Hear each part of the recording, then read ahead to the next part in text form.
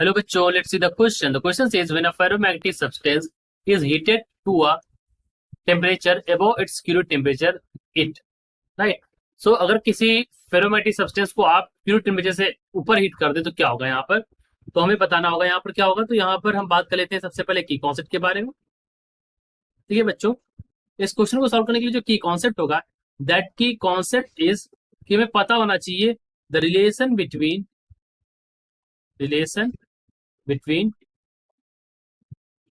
The Curie temperature, यानी कि जिसको हम टीसी से रिप्रेजेंट करते हैं, क्यूरी टेम्परेचर एंड ससेप्टिबिलिटी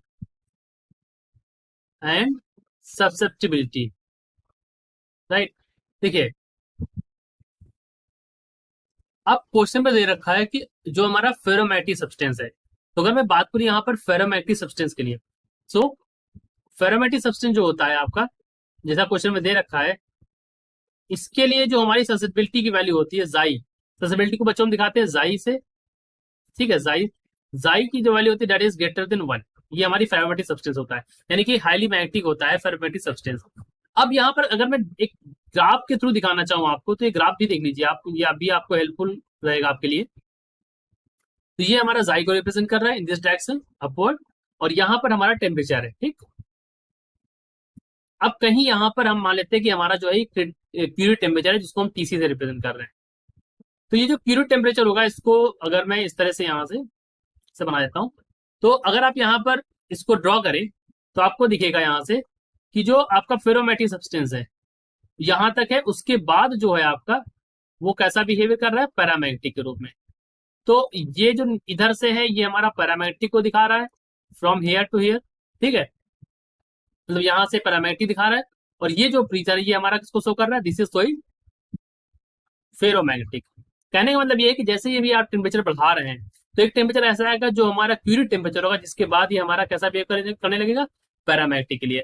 तो आपने ग्राफ से भी देख लिया।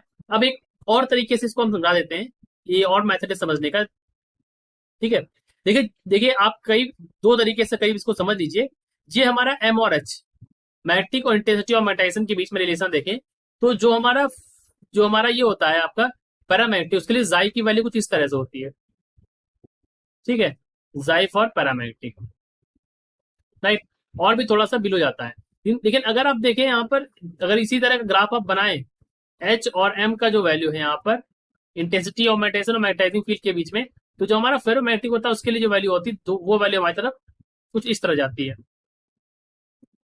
यानी अगर आप देखें तो जो फेरोमैग्नेटिक सब्सटेंस वो बहुत ही ज्यादा मतलब उसकी जो ससेप्टिबिलिटी होती है काफी ज्यादा होती है, यानी कि ससेप्टिबिलिटी मतलब उसको मैग्नेटाइज करने की जो कैपेसिटी होती है बहुत ज्यादा होती है।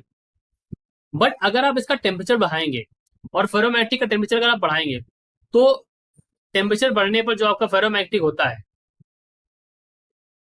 वो एक पर्टिकुलर टेम्परेचर आता है, जिस पर्टिकुलर टेम्परेचर को हम बोलते हैं क्यूरी टेम्परेचर।